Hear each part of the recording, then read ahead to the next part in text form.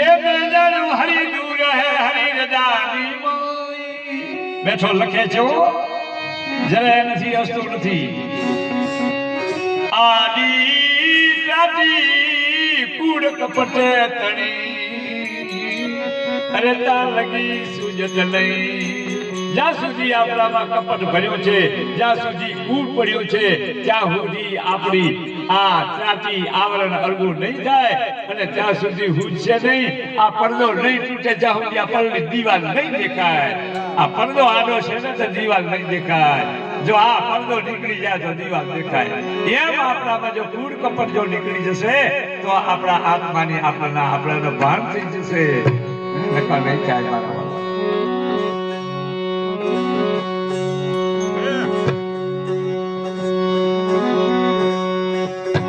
આપણે મહાપુરુષો કરા આશીર્વાદ માગી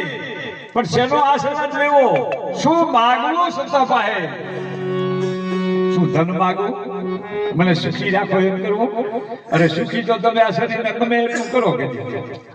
તો કેટલા ઈ સુખી કરો તો હે કે ગામના મસૂરિયા અને ઓશિકા માથે હું પણ સકરા એક દિને સમય કે સાણાની સેજ માથે કે હું પડશે આના ગમે એટલું તમે સુખી કરો ગમે એવું પુષ્ટ કરો ગમે એવા હવામાનના ગાડલા માથે હુવારો કરો અને ગમે એવું એના કરો પણ એક દિને લાકડા માથે હું પડશે તો આ શું કામનું આ હાવ ખોટું જ છે તો આ તો હાવ ખોટું જ છે શું માગવું એટલે ગુરુ પાસે શું માગવું આ શરીરનું સુખ માગવું સુખ તો કેટલા નહીં પછી પછી આ જીવની દશા શું થશે પછી શું કરવું તો કે હવે તો ધન જોઈએ તો ધન કેટલા દી અને ધન આવશે તો અભ્રમણ ઘણું આવશે અને કદાચ ધન આવશે તો કેટલા દી આ શરીર રહેશે વાહે ધન તો થઈ ગયું પછી આ જીવની દશા શું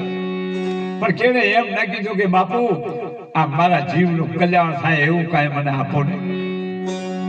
એવું કોઈ માગવા વાળો નથી દાતાર ગુરુ એવો નથી થતો માગવા વાળો પણ એવું છે નહીં કોઈ માગને કોઈક એવું હોવું જોઈએ ને કે મારા જીવનું કલ્યાણ થાય એવું આપો ને માગણ થાય તો એવું જ માગણ થાય ને ઓલું માગણ થાય શું કરવું છે નાસ્તિક છે એને માગી શું કરવું છે આપણે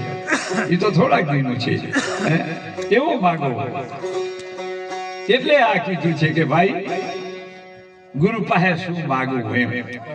અને શું લેવું એમાં મહાપુરુષો સંતો કહે છે